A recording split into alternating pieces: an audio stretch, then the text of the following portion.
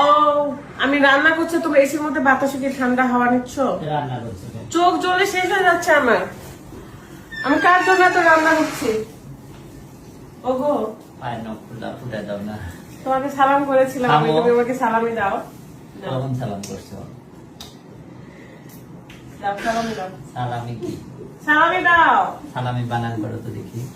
তো সয়কার লয়কার ময় শিকারে মি সালামি। সালামি হলো তো। তো সালামি তো। তুমি বলছো সালামি, আবার সালাম দাও। তাড়াতাড়ি দাও। দাও।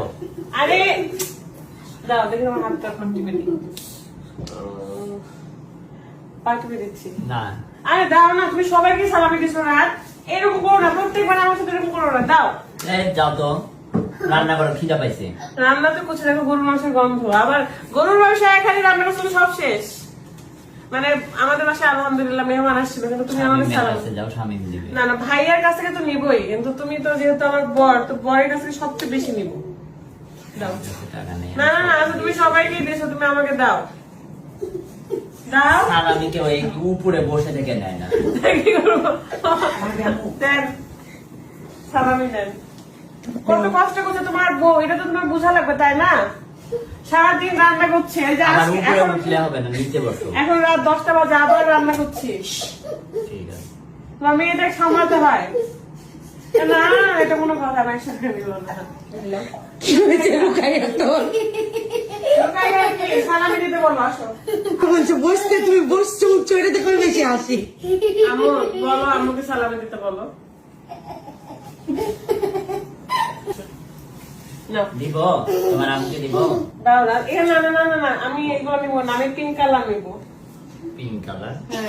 হ্যাঁ, 1000 পেঁয়াজ কালার। পেঁয়াজ কালার 1000। পিঙ্ক কালার টাকা না কোথায়? না, দাও না, এখন করো। পেঁয়াজ কালারটা দাও।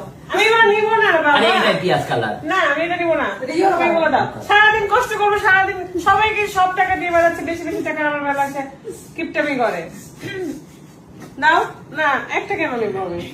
এই দেখো। বলো না, একটা হবে। দেখো। একটা তো আমি কি নিবো বলো আমাকে, কি নিবো আজকে নাকি? সারাদিনে একজন এরকম নোট দিছে। রিয়েলমি মানে তুমি দাও। পারবো না এর উপরে দিতে। দাও, ম্যামের বলা নোট আছে, তুমি এগুলো কি করবা? এটা বইয়ের জন্য যত খরচ করবে তোমার তত বাড়বে, দ্বিগুণ হবে। সবাইকে দিতে হবে। দ্বিগুণ হবে, দাও না। কেউ ভাবে। দাও।